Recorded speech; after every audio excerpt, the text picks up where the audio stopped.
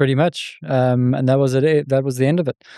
And you walk out and going like, when everything sort of What the hell was I turned. supposed to learn from that? Well, exactly. There wasn't. I mean, people were saying Fort Majeure, just shout Fort Majeure. It's like, well, it took us by storm. Having built such a strong brand from almost nothing in 2014, finding that small niche to having a very successful big accommodation model that was working in one of the most upmarket, places to live in Cape Town. It was very sad.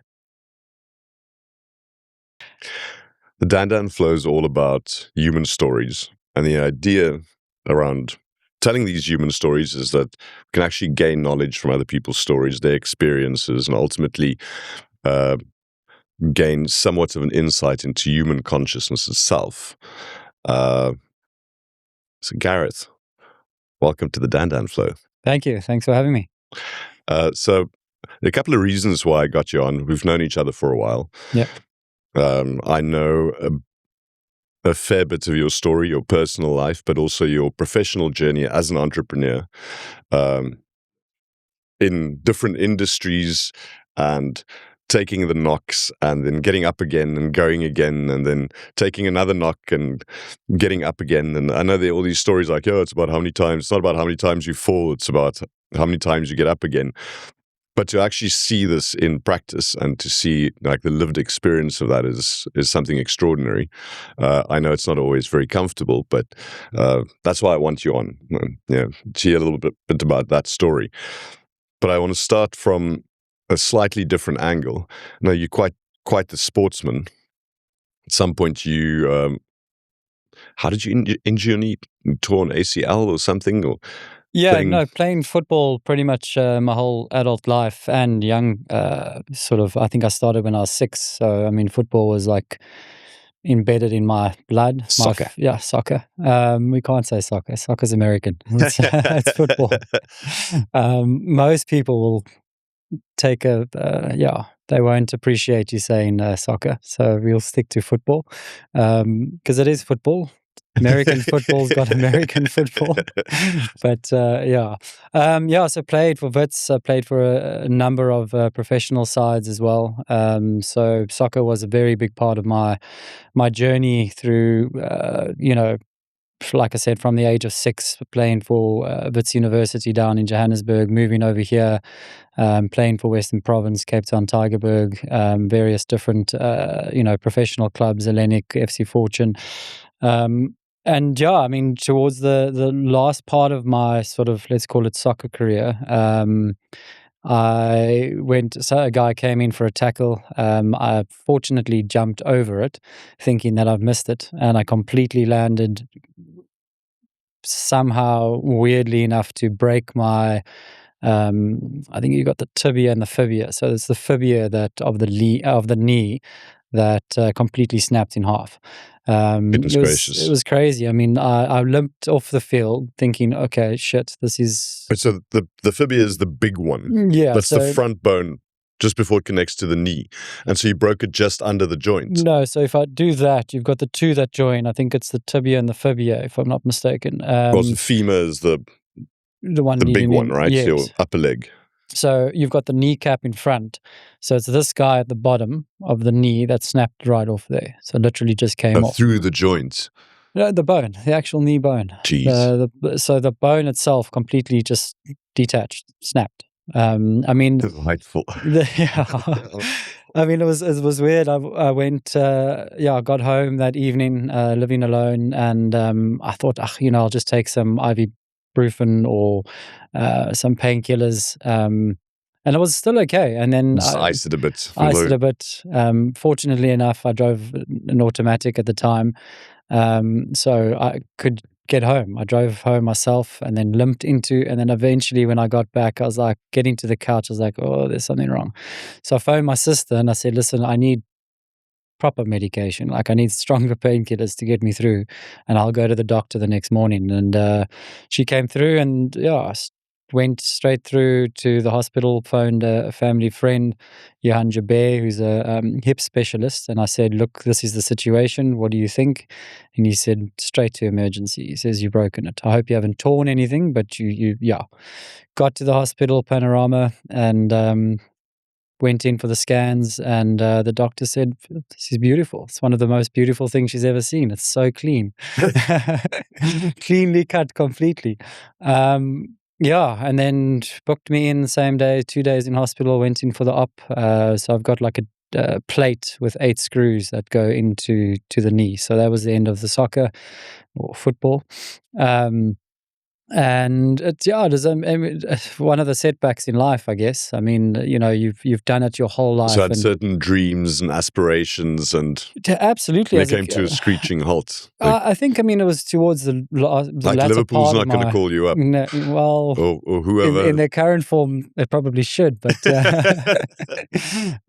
probably can do better than most of their centre halves at this stage. But so it was towards the latter part of the football career. So it's just that, even playing for a third side or a second side, it's just not possible. I just can't play football anymore. And also can't do too many of sports that have heavy impact on the knees. You can, it's just not suggested, because if you currently still run, right? Yeah, so I had to road running, a bit of trail, which I started recently, and it's one of those things. I've always been a team sports player, so I enjoy playing tennis or football or things that involve a lot of people, not necessarily individual sports. Jogging by yourself. And it was weird. It was I just needed to do something because I had to stay fit, been fit majority of my life, and took up road running, and it was horrible. But then somebody said, no, well, you've got to run with music. So then I started running with music. Eye of the Tiger. It was more country and folk songs, actually, just stuff that I really enjoyed. And I really started to enjoy it. I'd get home from the office in the evenings, and I'd go for a nice 5K. And obviously, the fitter you get, the easier it becomes. And then you start pushing yourself to 10 to 21, and got into a rhythm of actually taking that time for yourself, and utilizing it almost as a meditation mechanism, because there's so much that goes on in your personal life. While you're busy running, you basically, it's like, make sure you put one foot in front of the other. Yeah, that's what you have to worry about. A little bit of a rhythm in terms of your breathing. You Correct. Find is it every fourth or is it every third step? Where's the in and the out? Yeah. And in that way, it sort of resembles a little bit of meditation. If you're running by yourself, then that's also a chance to just clear your mind and just think about things, and a bit of or not think contemplation about things. So for that aspect, I really started to enjoy it. It's still extremely difficult to do because it's just not fun. But then you set yourself targets and goals and things. So then I did. I never ever thought I would do a half marathon, and I did the gun run the 1 year. And I was like, I'll only do it if I know that I can do it under 2 hours, because I think that's a pretty decent time for most people that run. Yeah, sure. What's that about? 6 minutes per kilometer? No, about 5.5. Yeah, about 5.50. 550, somewhere around there, I would think. Because I think I did mine in about 154. So I cleared the 2 mark by quite some time, which was great. And that's it was a goal that I had. And then I was like, oh, do you do a marathon? And I was like, no. It's just not. I'm not in. It's not enjoyable. So no comrades marathon aspirations, no ultras, nothing like that. No. I think the best thing I did, Ironman possibly, but you've got to be an Ironman. I did a triathlon about 3 weeks ago, but the sprint version. So what's that, like 600 swim, 5? Yeah, I think it's 750 swim, 21 kilometer ride, and 5 kilometer run. Okay. So again, I tested myself, and I didn't do any training. I spent a couple of days in the pool doing a few laps. If you're not used to swimming, it's surprising how difficult it. Yeah, 100%. I mean, swimming all of my younger youth days, I was a very keen and very good swimmer. So you just think it's like getting on the bike. It's like, The bike was getting on a bike and riding, that was okay. But the swimming part, especially in the open ocean, I mean, it was extremely difficult. So not to say that you do flip on your back at stages and do backstroke. just float. just to catch your breath. But it was a good challenge. To wake up and get into the water and swim 750 meters and then get on a bike and go 21 kilometers and then, finish off with a run when you haven't really trained. It just shows the mental side of things. I think physically I knew I was able to do it. But on the mental side, it takes a bit of time. A bit of a test of willpower and so on. Yeah. And so I want to sort of, because this is interesting and we could keep going down this line, but I do want to talk a little bit more about your entrepreneurial endeavors and sort of other areas of your story to date. You said you played for Wits. I'm assuming you were studying at Wits at that point? No. Wits was when I was young, very young. So I played for the academy. All the other Ajax and Hellenic and those sort of things, though, they were all in Cape Town. So Wits was Joburg, yeah. But so what did you study? Where did you study? And how did you start your entrepreneurial journey? What was your first sort of taste of taking the risks? And look, I didn't do any formal studying after school. I probably should have, but my journey was very different. Growing up, I wanted a bike, for example, and at 14 years old, my parents didn't have the money to buy me the best bike because I always wanted the best of the best. So, I automatically went out and worked. I used to sell scented candles at the doors. But I quickly figured out that, if you've got this young 14-year-old approaching you, and I think I'm rather approachable, selling candles, people feel sorry for you almost, and they go like, oh, he's doing something, he's trying. And they probably purchased more because of pity sales. Pity sales as opposed to actually wanting it. But I earned a bit of bucks and used to do some car washing, and I bought my bike. And I think from a very young age, I knew that nothing's just going to fall onto your lap. You've got to work for everything. And so, after school, I had an opportunity to go over to the States. So I took that opportunity. I was dating a girl at the time. You took like a big suitcase full of scented candles. No, I was waitering at the time, which is, we'll touch on it later because of the latest business that I'm involved in. But I really enjoyed the waitering, and I did it for a long period of time, but also made a lot of money. I think it was in 2009 when I started, and I was earning probably about between 30 and 35,000 rand a month back in 2009. I remember my mate Sean, he was working at Woolworths at the time, and he was a senior planner. And I used to earn more money than him. So I saved up, bought myself my scooter, and then, like I said, met an American girl, and she said, why don't you come over? So saved up, had a lot of money, and instead of going to study, I thought, let me travel the world, because that in itself is some form of education, So, absolutely. And being power, driven and entrepreneurial driven, like I thought, let me go and see what the free world is all about, as they say. And the plan was always to go over and stay over there because, and set up shop that side. Because of the opportunity and the endless opportunity that you get in America. And part of that is sort of a lack of some of the kind of restrictions that you have to deal with in South Africa. Correct. Coming back, obviously, you start then seeing all the restrictions that are out there.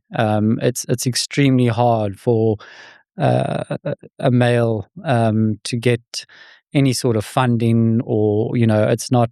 Yeah, I mean, for a white man, for a white man, it's like the bottom of the pile. So pretty much, I think you almost at the very bottom. So anything that you do. And I'll give an example. The same guy that worked for Woolworths, he eventually joined me in one of my businesses, and he solely wanted to leave the corporate world because he felt that he couldn't, that he had peaked. He hit that glass ceiling, and it glass ceiling, and he wasn't going to go anymore. Sorry, you're the wrong color, you're the wrong gender. Yeah. This is as far as you go. Right. You can take on more responsibility. Yeah, and that's what they give you. Dangle the carrot shares and all of that sort of thing. My current partner, Amy, in industry, has gone through something quite similar, which we might touch on later. But yeah, so it's just quickly, industry is your current venture. Yes, it's the name of a restaurant that you... It's a bar and cafe out in Tamboerskloof, yeah. So it's the latest of one of the many things that I've done. But probably the toughest that I've done, and it's been very interesting, to say the least. So what brought you back to South Africa? The breakup. So we broke up. I mean, I went over a couple of times, I think 3 times in total. You get a 6-month visa, so stay the 6 months, come back for 3, went for 6, come back for 3, went for 6. And yeah, we broke up, and I had a choice to make: come back or stay legally. And obviously, I mean, you're not going to just stay legally, although it was tempting.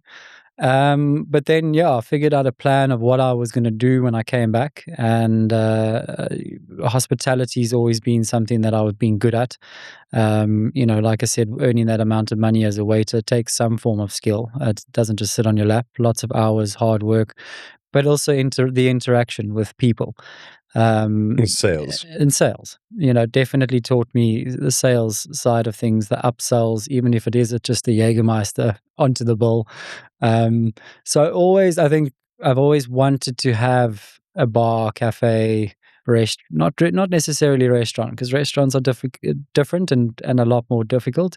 And also, I think you need to be very passionate in terms of the food. So if you're a chef and that's your drive, find a partner that can finance you and live your dream, because that's your dream. I mean, for me, it's always about the numbers. So restaurants, booze, all of that stuff have very good numbers written in it. So the markups are good. So it's like if the business has enough traction, if it gets the right feet and 100%. All of that. So. If you can tick all the boxes, the margins are there to actually make some good money, as we've seen. There's a lot of successful bar, cafe, restaurants in Cape Town, which stand the test of times. I mean, and also good success stories in small ventures, like Hudson's starting as a small hole in the wall sort of burger joint to what it's become today. It becomes a franchise, and then it becomes a franchise. So the scale of being able to do that in that industry is quite appealing. If you can get it right. If you can get it right, you get all you got to these get it things. right. As in anything, you've got to get it right. Yeah. So I know that before COVID, it feels like I might be skipping a couple of in between steps here, but I know that before COVID, you were involved in, say, the hotel industry, or just accommodation for film crews and things like that. So from the time you came back to South Africa to, let's say, just pre-COVID, what was that evolution of your entrepreneurial endeavors like? So when I got back from the States, I actually partnered with the girl that I was seeing at the time, her 2 sisters, and we took over a guest house in Greenpoint, and I ran that. And I mean, we set the business up in a structure where we would not purchase the building, because the building was for sale. We said that we would like to run it as a business for 2 years, and then we would then purchase thereafter.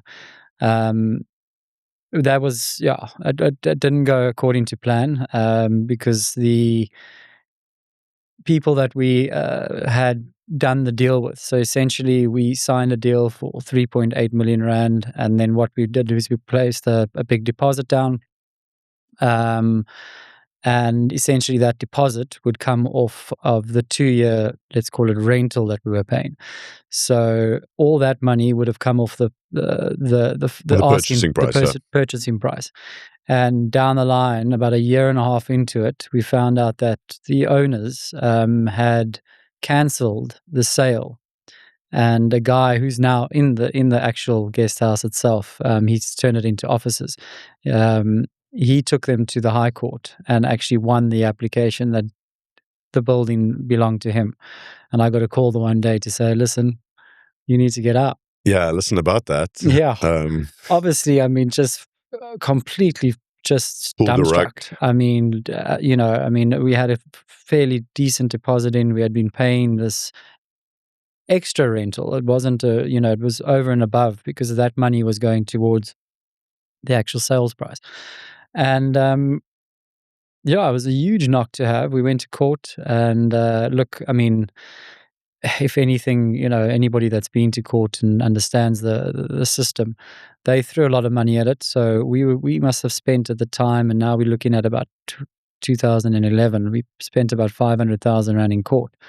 And eventually the partners in America said, they're done funding. Pulling the plug. They're pulling the plug. Should I want to carry on, fight for it by all means, and whatever comes of it will be yours. But I just think it was we were throwing good money at bad, and, young enough to bounce back. I thought, let's leave it now. So then I had my first job. I joined Protea Hotels as a sales manager, and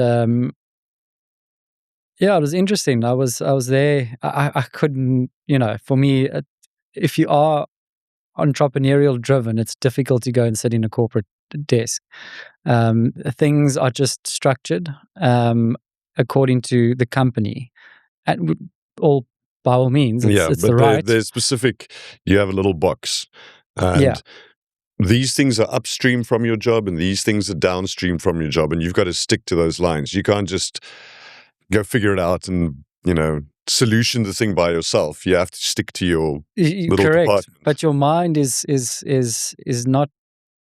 Your mind's different, so it wants to go and figure things out. I mean, for example, I looked after the production, and that's how I got into the production side of things and the accommodation. But I had a production portfolio that I was looking after, and I would go around and go to all the different productions and get them to book Protea hotels. There were 2, Victoria Junction, which was the main one. So you say production, you're talking about film productions. Film and TV productions for international and national things. Correct, yeah. So obviously with Protea's brand, they have quite a few hotels. So you had Fire and Ice, Victoria Junction, President. So they were all very different in their own right, and catered for different needs. So it was a nice product to sell, because you weren't just selling one product, you were selling quite a few under the same umbrella. And I did really well. I mean, I think I took the portfolio and I increased it quite dramatically. But paperwork became a bit of a problem. Admin. Oh. And I just said, look, I'm not prepared to do, the admin. I'm going out and I'm making the sales, and I'm generating rather big sort of money, and I'm doubling the portfolio of the clientele that are coming in. Get someone else to do the admin. So get somebody, but nobody listened, and I think we started sort of hitting heads a little bit. I would get other people to do the admin for me, some of the girls in the office. But that's what I enjoyed. I was going out and I was selling the product, and I was structuring the deals. And I was doing it rather successfully. But again, in the corporate environment, I had to follow the guidelines. So I was putting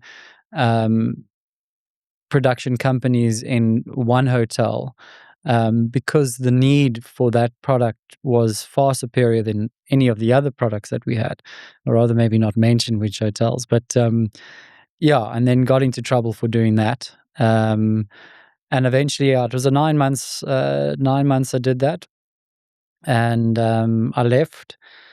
and I joined a company called Gold Travel, and I headed up their accommodation division. And therein I saw an opportunity, because instead of selling one hotel umbrella, I could sell whatever I wanted. I could go to any hotel. So because I had the portfolio of production companies, and knowing, everybody, I then went to productions and I said to them, look, I can get you a better rate at any hotel that you want. Because if you're looking after a big portfolio, you're worth quite a lot of room Yeah, I mean, nights. you've got a crew can be anything from 50 to 500 people that Correct. need accommodation. Correct. So, if you've got 40 production companies under your umbrella booking through you, your buying power is a lot more than them going direct. So that's an approach that I had, which I did at Gold Travel, and it was quite very successful. I mean, our commission structures were fantastic. Everybody win. The production company would win, they would get a better rate. Certain hotels would win because they would get more production because of it. Production that they hadn't seen in the past would now all of a sudden be booking with them. And quickly I became one of the hotels in Cape Town's largest producer of accommodation, which obviously gained me quite a bit of respect within the film and production industry. And then an opportunity came about where I saw there was a niche in the market looking for more longer term, because Cape Town started producing more series. Yeah, I mean, I know something like, for instance, One Piece was shot. Well, it's not in Cape Town itself; it's closer to Stellenbosch. But you have these, what you're talking about, longer term productions. And so you have people are here for 3 months or Yeah. So three to 6 months at a time. So your HBO was big. Netflix then started coming. At one stage we were looking at about, and I can't speak on behalf of the film companies, I can only speak on what we used to receive, but we would do at least 2 to 3 productions per 6 months of the year. So January to June, and then sort of July to December. Some would overlap, some wouldn't. But it was a very busy, and I started this in 2014. So it was a very busy period of time for film. And what was that business called again? it was called Room Quay. Yes, I've heard of Room Quay. ROOMQUAY. So Room Quay came in a little bit of a play on words. So key but for accommodation, Quay. but Quay as in we were waterfront properties. I started with 10. It was a big hit.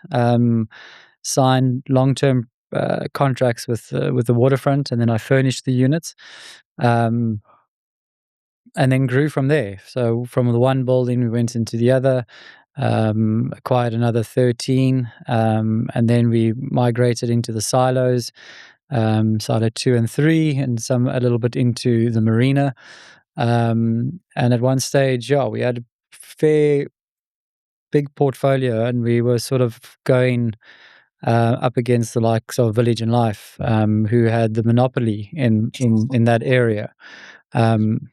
But again, How many, like, concentrating. let's say at the peak of that, how many rooms did you have occupied? It would fluctuate because certain productions would need more accommodation. I would then source that accommodation, even if it was 12 or 20 new apartments. So probably about 54 within the Waterfront.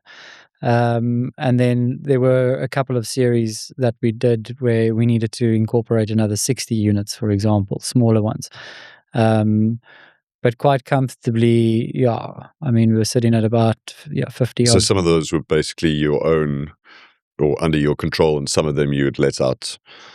So you'd use third parties to fulfill the accommodation. Or you couldn't own any of the waterfront properties that we rented out. We had an exclusive deal with them where we could be the short-term letting agent and the sole short-term letting agent. But also our short-term wasn't short, as in 2 to 3 days. It was production companies coming in for anywhere between months at a time. So it was a model that worked both for us and film and waterfront. And yeah, it became very, very, very popular. One of the things that I also did differently was I wouldn't just clean the apartments. Our ladies that worked for us and cleaned the apartments would become sort of your apartment would get cleaned twice a week, but we offered to do the laundry in-house. So almost like a domestic service that South Africans are sort of used to. And that's something very useful if you working as a production crew where you've got long days on set. The last thing you want to do is when you have a little bit of spare time to go do your laundry. And no, exactly. And also the amount of money, these laundry places charge you. So when we sort of brought everything under one umbrella, everybody raved about it because, all of a sudden you had international crew and cast don't have that experience or haven't had that experience, where they would come home and their linen is done, which is normal. But then their clothing would either sit folded on the bed or hung straight back up in the cupboard. And yeah, I mean, that small tweak in service just made us more popular. And quickly we started taking sort of more units on because of that, our model and how we ran it. Yeah. That set you apart from the competition. 100%. So roughly around this, somewhere in this time, because I know you have a daughter, Emma Jane. Correct. And so the adventures, because obviously, business and entrepreneurship, and you're busy with this, but at the same time, you're also living a real life and, soccer dreams that get shattered and whatever else, but also goals that, relationships that come and go and things. So this is roughly around the time. Yeah, so if I look at the timeline, 2011 was the Protea side, and then 2014 I started. It was January 2014. I started Room Quay. I was dating at the time a girl from 2011, and yeah, we then decided to have a daughter. She was a school teacher. And to have a child. I mean, you didn't know it was going to be a daughter, did you? Only men have daughters, they say. So I knew it was going to be a daughter. But no, to have a child, being a school teacher, she really wanted the family life. Also an Afrikaans, coming from an Afrikaans home. So slightly more conservative than your own upbringing. Correct.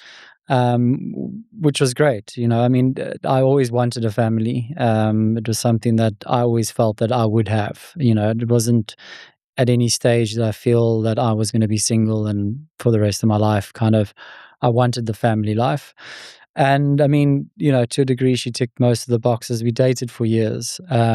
So we went over to Mauritius on holiday. The once, I think it was in 2016 November, and that's when we decided, all right, we're going to give this a real go, and we'll start practicing.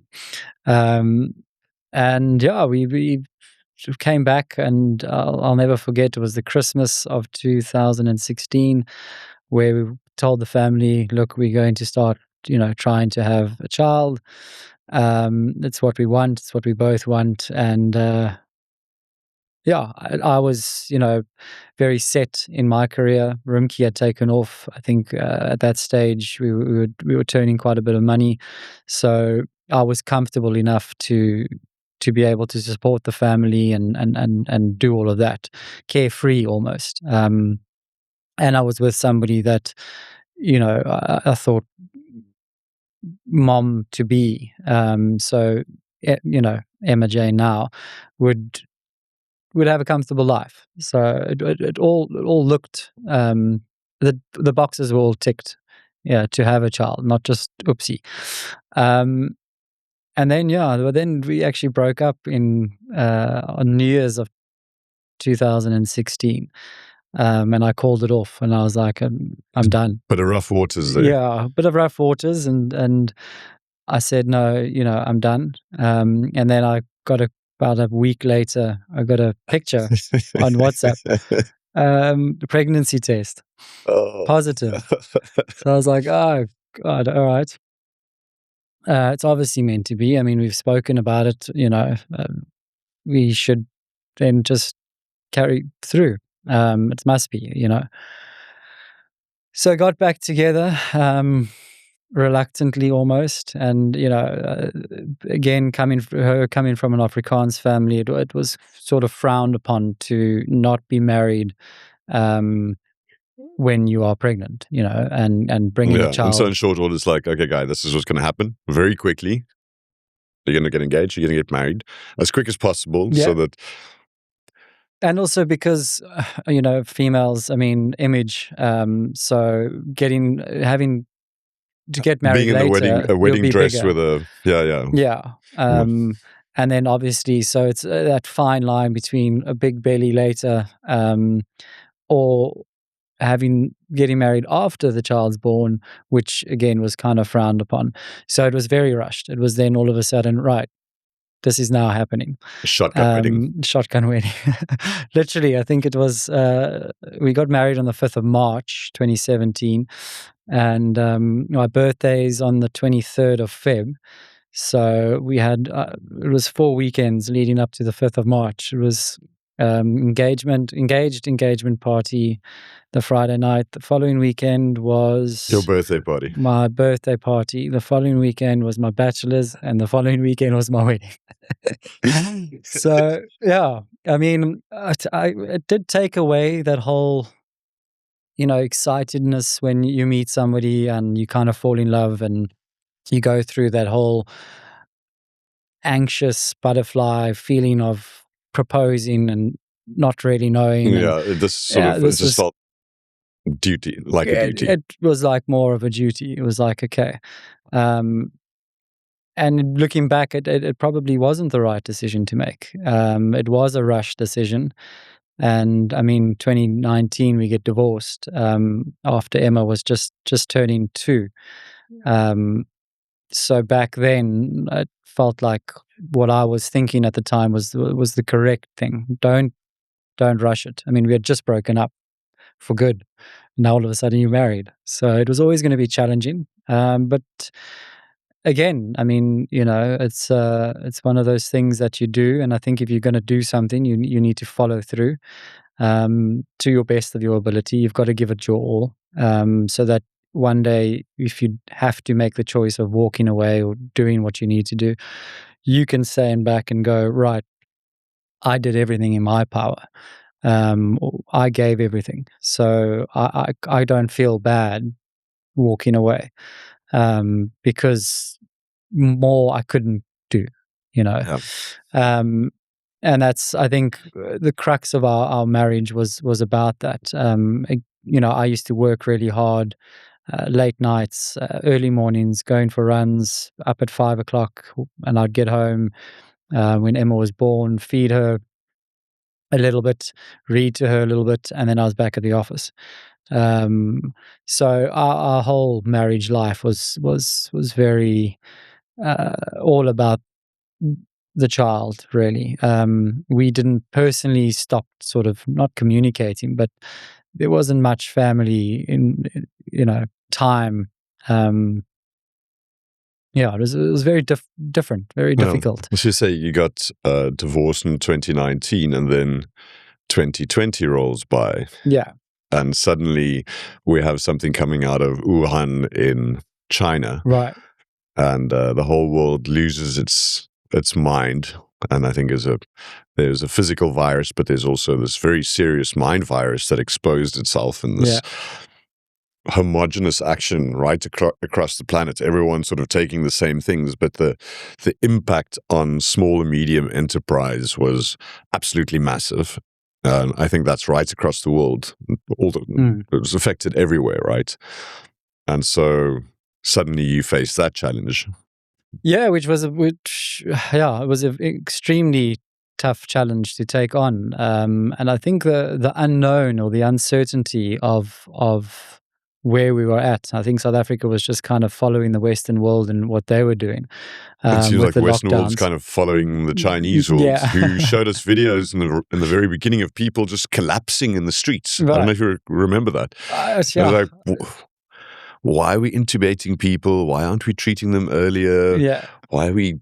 Yeah. Anyhow, insane Also, I mean, time. we South Africans. I mean, we survive everything. I mean, what's COVID going to do to us? Like banned the sale of cigarettes. Yeah. Well, I mean, we all know why and the political reasons behind it. But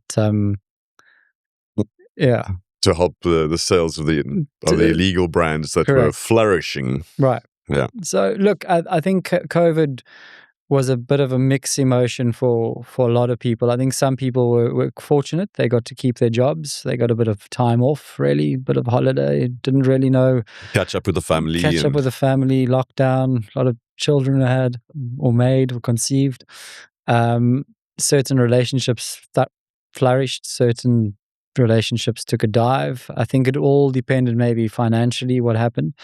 I know a lot of people that made a lot of money in COVID, but I think everybody would have some degree of knowledge on the impact it had on hospitality, obviously with all of it being closed. So at this point, you still had Room Quay. Yes, very much so. And so you obviously have productions that have booked and things that you have organized, and suddenly productions get cancelled, and I'm guessing Accommodation says, well, you've already booked these places. And yeah, so it was a very interesting time. We were at our peak almost, 2019, 2020, or the beginning of 2020, and I was in the process of signing over another 28 units in a building down in the foreshore, which had 3 floors right on the top, overlooking both Table Mountain and the harbour.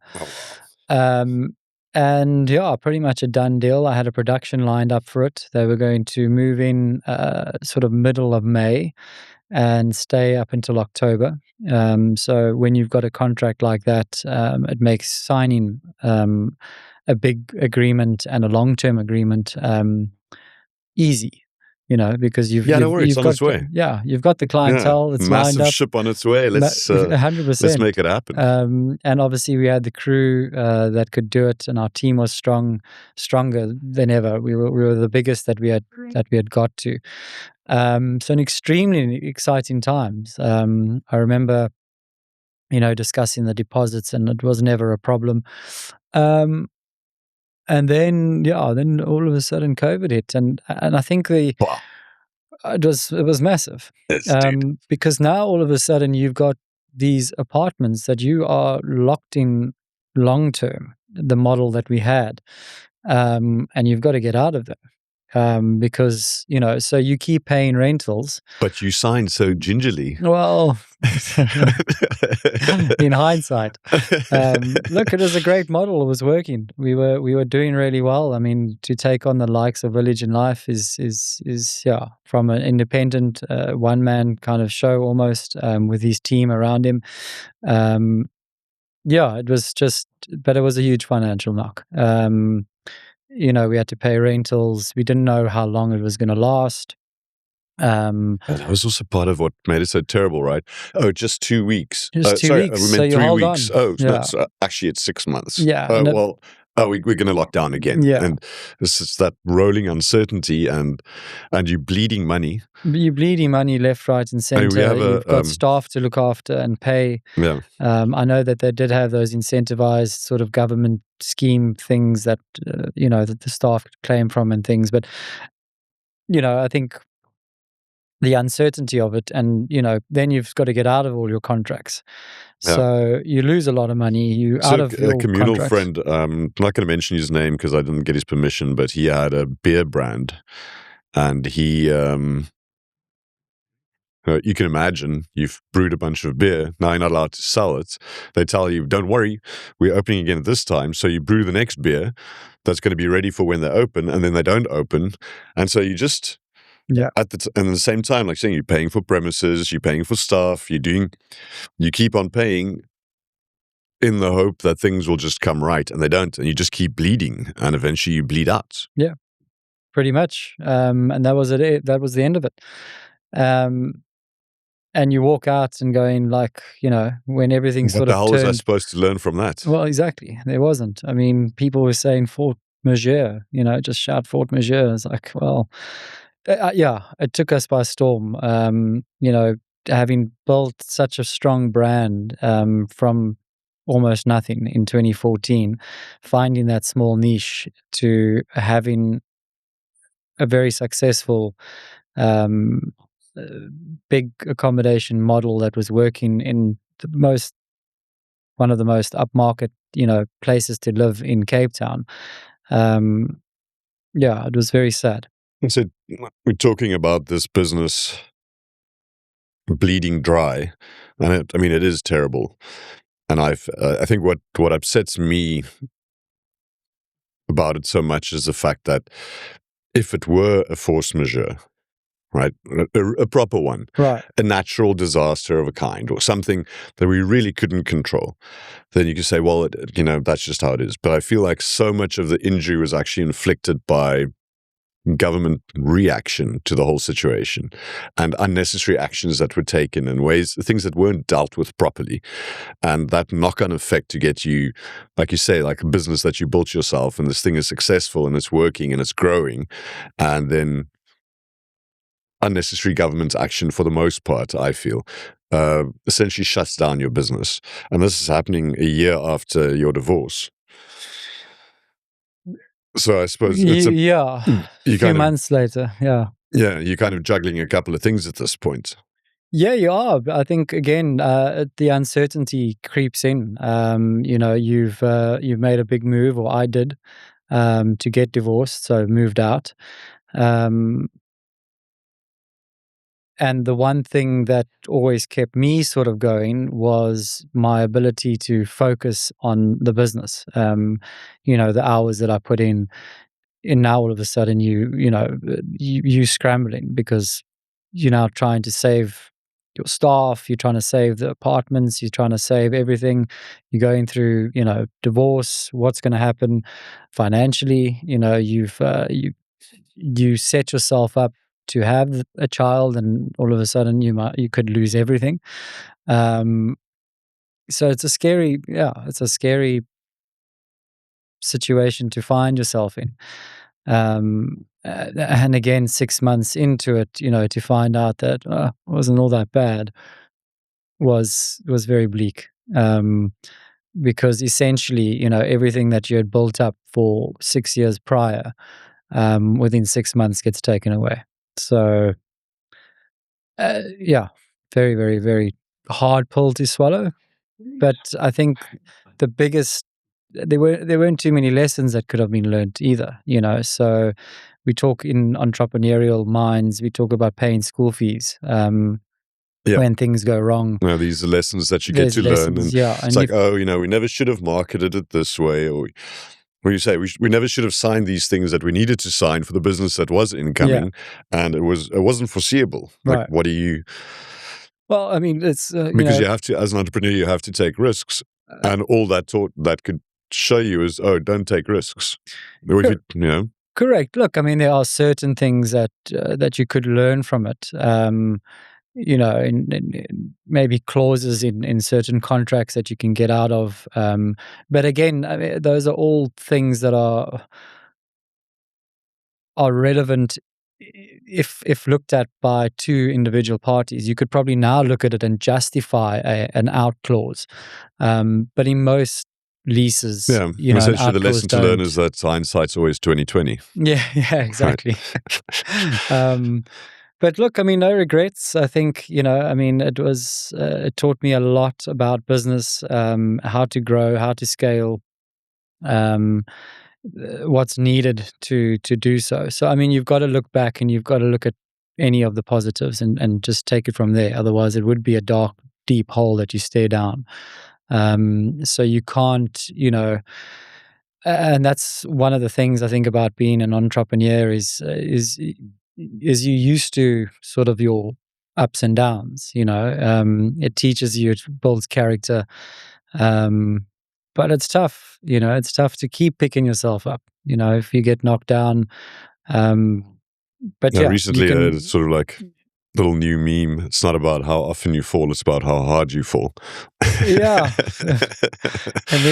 and if you don't get too injured, but it is. I mean, it brings out a very good personal quality inside somebody that you can build from nothing. It develops your character. It develops your character and your belief system. You believe that like I did in 2014 when I started this, and turning it into, it was roughly about 54 million rand a year. So it's achievable. So when you do get knocked down, you realize that you've got it within you. I've done this before. I've done it before, so I can do it again. And I think that's the biggest characteristics an entrepreneur or going through those sort of hard times gives you is the never giving up, because you've done it before, you've reached peaks. So you will always believe in yourself to be able to do it again. And hopefully those school fees that you paid don't come back, and you Hopefully, learn you from learned them. the necessary lessons, and You've paid them because you've learned from them, and you can implement different strategies and things moving forward. so I know you at some point also bought. I think it was on Paro.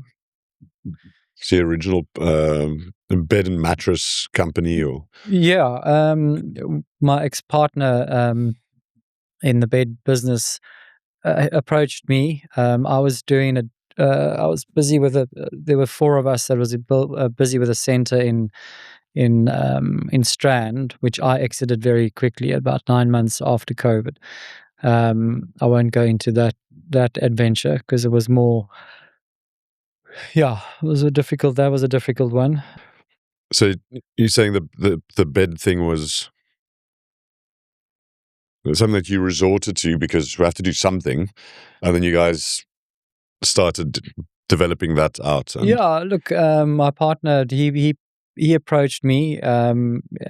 He knew that I had, the entrepreneurial skills to take over a company and to run the company. So we decided to go 50-50 in. And we bought a downscaled uh, bed shop company that I think at their peak had 7 stores. He moved to Thailand, so he sort of sold off everything, and he had the main hub, which was based in Paro. And I looked at the model and I thought, I always like scale because that's where the the process money of is, scaling. and the process of scaling and the challenge of scaling. So to me, it was a no-brainer. It was a business, good business, making money. It was probably too expensive for the product that we picked up. But yeah, quickly scaled from the one, started manufacturing next door, opened up in Kales River, opened up in Salt River, and so the scaling started. But then it was 2021, 22, where I think we had quite a bit of a recession here in Cape Town, where this. You could just see in terms of the sales that it. I mean, we were doing, what the sales were doing in 2019 and 2020. When I looked at the books, we were not achieving that. We were in the beginning, we doubled the numbers. And then all of a sudden, within about 67 months, we just went through a recession here. And because we supply the lower LSM, I think they were more impacted than, sort of the middle to high LSM. And people decided now is not a good time to buy a new bed. No, I mean, a lot of going through tough interest times. rates were extremely high. Petrol at that stage was about the same price as it is now, which was really high. So we saw the pinch on the economy, and we saw, people not having. I mean, it's not a bed's not a grudge purchase. It's a purchase that you go out. It's almost like an investment. You're going to go and buy a bed, and it's going to be something that you have for the next 4, 5, 10, sometimes 20 years, depending on the actual mattress. But yeah, nevertheless scaled the business, and myself and my partner, he didn't want to grow too much more, and the whole point of me coming into this Was to scale to scale. this all the way to the limit. To the limit. But also when I did and I ran the numbers, they only started making real good financial sense after 5 stores. So having 3 or 4 was always going to be, the struggle. You kind of break the ice, the proper ice, the good finances start flowing in when you've got 5, because you've got enough to cover the 1 or the 2 that aren't doing well. The other 2 are bound to do well. And essentially, decided to part ways. And that's what brought me to industry and opening up industry for. Okay. Industry is, you were saying it's a bar, pub, restaurant, cafe?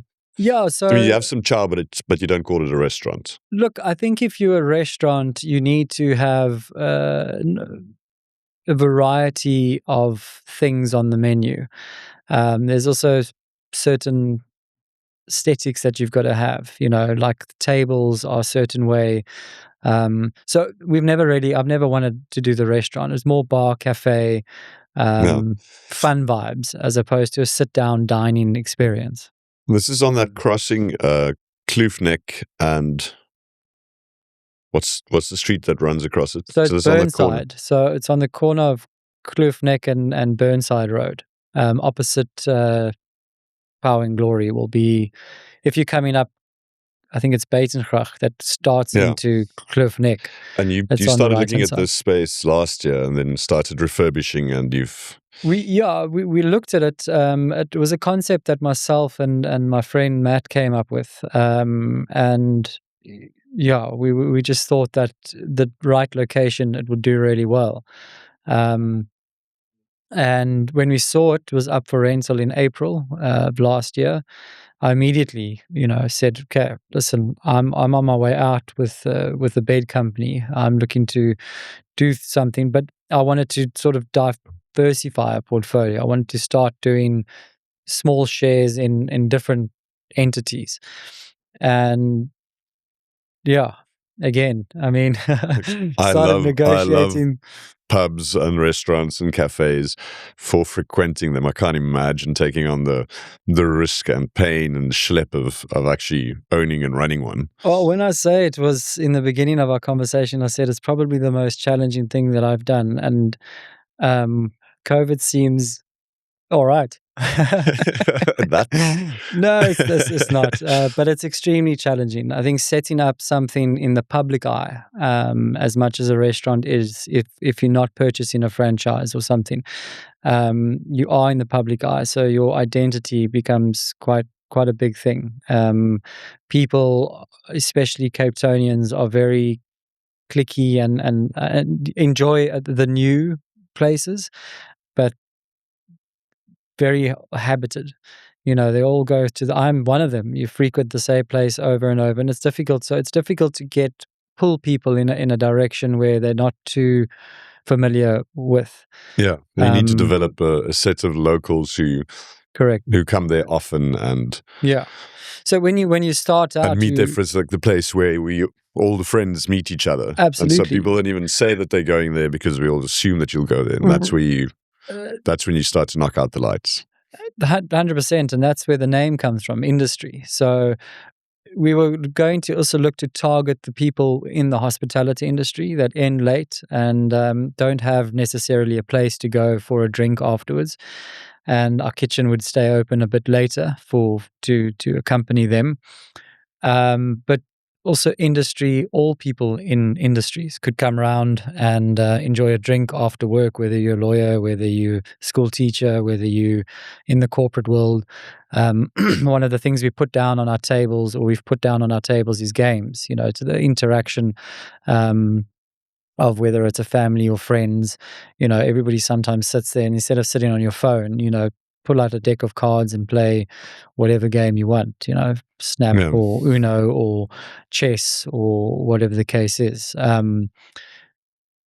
So yeah, I mean, it's the concept is a bar cafe for everybody to come around and have good food and affordable food and drinks. I mean, I think in some of our ranges, our beer products, for example, is about 10 to 15 rand cheaper than across the road.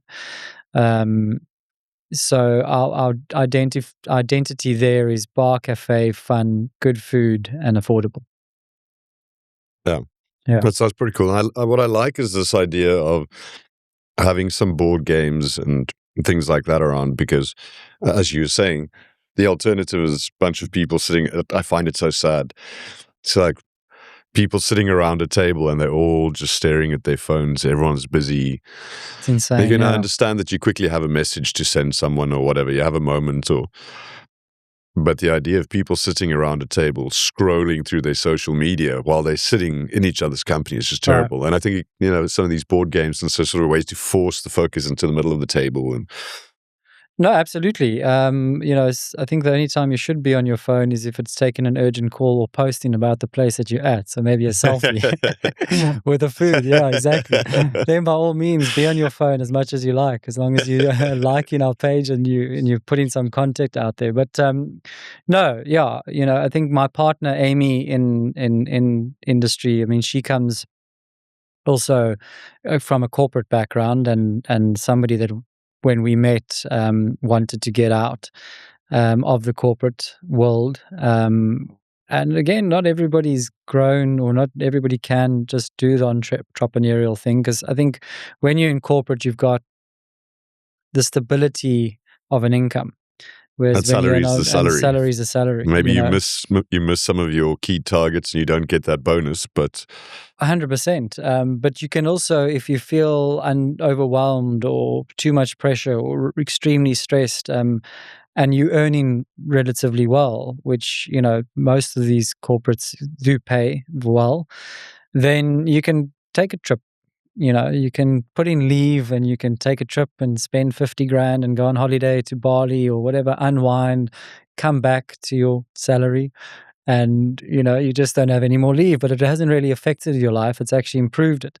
Whereas when you're doing your own thing, and she has now come to realize when you've got 50 grand, it goes back into the business. So there's no more trip.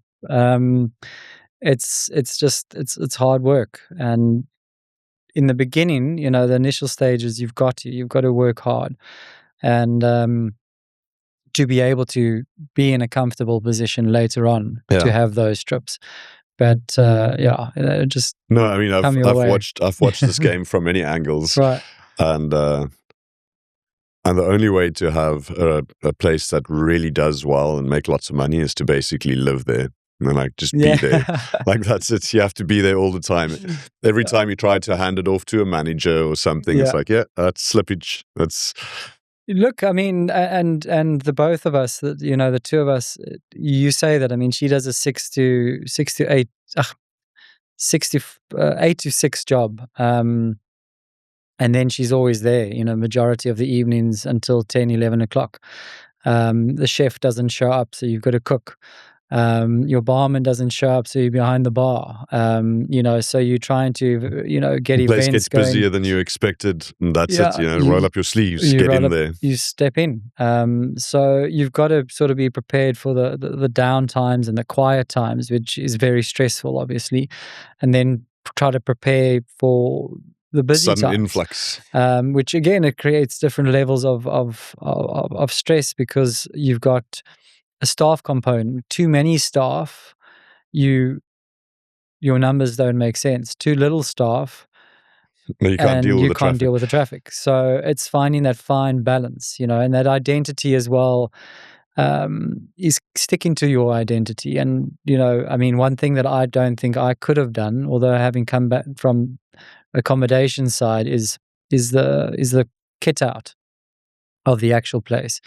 I mean, she's been extremely specific, but also in a good way. I mean, I'll say, and that's why choosing a business partner, I think is extremely, and the right one is extremely important. You need to have mutual respect and understanding of each other. and also know when to bite your tongue, both of you, and when to then speak out. And many a times I would be like, let's just get this sponsor and put it up on the wall, and big brands, and they'll do this, and umbrellas are out, and but then all of a sudden you've got all these products you've got all these free things, but your identity's kind of perished. Yeah, and you want to make sure that your identity stands strong. Like you say, that's sort of ultimately who you are. It's who brand. you are, and people make the longer term decision to frequent your place more often or not based on that identity, how the place feels and what it represents. And if it feels like a corporate sellout, then that's a certain kind of identity that you don't necessarily want. Yeah. I want to just quickly jump. Sorry, I'm aware of time, so I know you're also looking to get back into the accommodation game. Yeah. Is that something that you're free to speak about yet at this point, or? Yeah, so I mean, I won't talk about the what or the name of the organization that we're looking to take over, but I think in everything that I've done, from the guest house, Room Quay, beds, center. So I've done retail, a number of things. My passion, and now restaurant, bar. My passion definitely still lies within the accommodation sector. I also feel that that's where my strengths, gaining efficiencies and streamlining processes, and just adding having value added value, but having an understanding of what is needed and what's taken to be different, and set yourself aside from everybody else.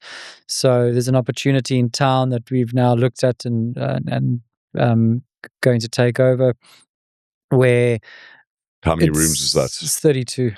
Okay. 32 apart hotel, and then it will come with an additional 17 apartments. So scale is there, something that I'm used to. Collectively, all under one umbrella, the 32. The 17 are spread out, but again, something that we've done. In the Waterfront, there were 5 different buildings that we were a part of. So having, everything that I've dealt with before, it feels almost natural to go back and step into that. Maybe it's a bit too easy. I'm a little bit more grey, so hopefully wiser. But it just feels natural. It feels like that's where I understand. I It's something belong. it's something that you know well and very passionate about. Yeah, and it kind of feels like all of that experience that came to an abrupt halt in COVID hasn't really been applied. You haven't gotten to directly apply that somewhere, and this is actually an opportunity to do that. So absolutely. Well, I wish you all the best of that. I hope you kick ass, and I hope that industry does well and grows, and appreciate and all the permutations and things that might come from that. If someone who's younger, who's, or maybe someone who's older, who knows, whoever, who hasn't really dabbled in serious entrepreneurial endeavors, asked you for advice, what would that be? Yeah, I think it's a difficult one. But if anything, I would say that, find something that you're passionate about, because that's what's going to give you the drive going forward, no matter whether it becomes successful or not. I think if you are enjoying it, but then also really do some research and understand what you're selling and the product that you have to offer. Niches are always the best things to do, not the easiest to pull off, but if you understand that if you understand the niche and having the understanding. I think there's 2 things: is understanding what you're getting yourself into, and what it takes to actually succeed in any industry. And it's tough. It's not easy. So you've got to have balls of steel, and you've got to run with it.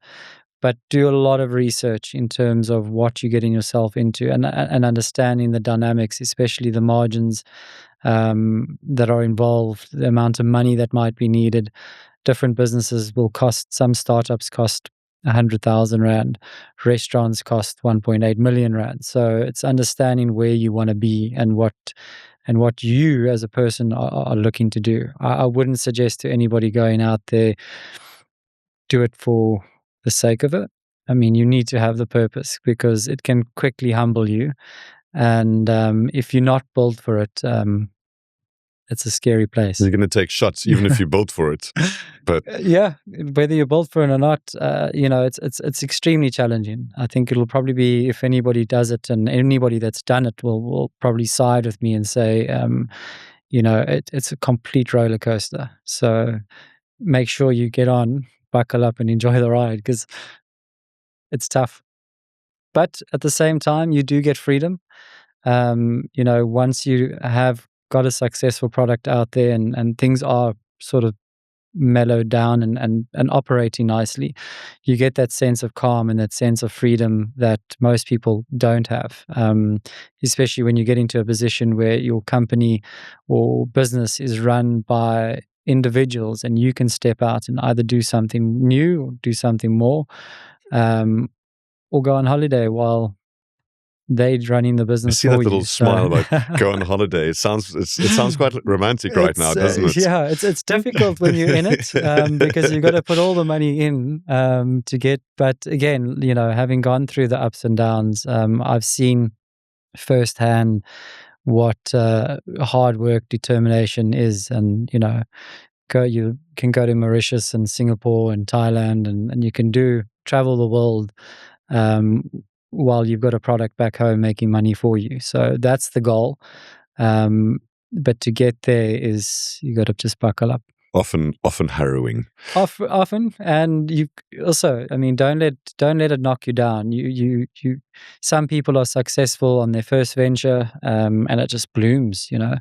Sometimes COVID. I mean, one of my second or third adventure was, I was blooming and got sort of tackled like my knee, almost taken out completely, and it's difficult to do, but it does teach you a lot about yourself. Apparently, it's also addictive. Just very, and also it can't be too much, because you can't jump with too many products. You want to, because you've either made a success or the one's not doing well, so you want to sort of venture out onto the other. But yeah, and then also I think it's an extremely lonely process, business and success and entrepreneurship. You find yourself once things are blossoming, then everyone wants to be your friend, right? Yeah, but everyone says how lucky you got. Geez, how lucky did he get? Meanwhile, they didn't see all the blood, sweat, and tears that it took to get there. So yeah, and then I think, because of the loneliness, and how lonely it can get, finding a good business partner is a good thing, because you can share amongst the struggles. You can cry on each other's shoulders. You can cry on each other's shoulders, and one can encourage the other when the other one's a little bit more down. So it's not all doom and gloom. It's just depending on the industry. It's tough, but worth it if done well. I don't know if that's inspiring or depressing. I suppose it's a little bit of both, but it's a good dose of reality, I think. Right. Garreth Wilke, if people want to get hold of you, or see your place, or visit the website of Industry. Yeah. So Industry Bar and Cafe on Instagram. Come and check us out. We'll have all the specials and things that we're doing, the changes that we make, always progressing. And then also just, I mean, if they wanted to get a hold of me, my number, 071. No. Maybe not. But email address. But I think, definitely Instagram. Check it out on Instagram. Yeah, is Facebook as well, but Instagram's the more popular one where a lot of content goes, Lekker. So thank you very much for being on the Dan Flow today. Thank you. Really appreciate that. I appreciate your time as well. Thank you. Cool.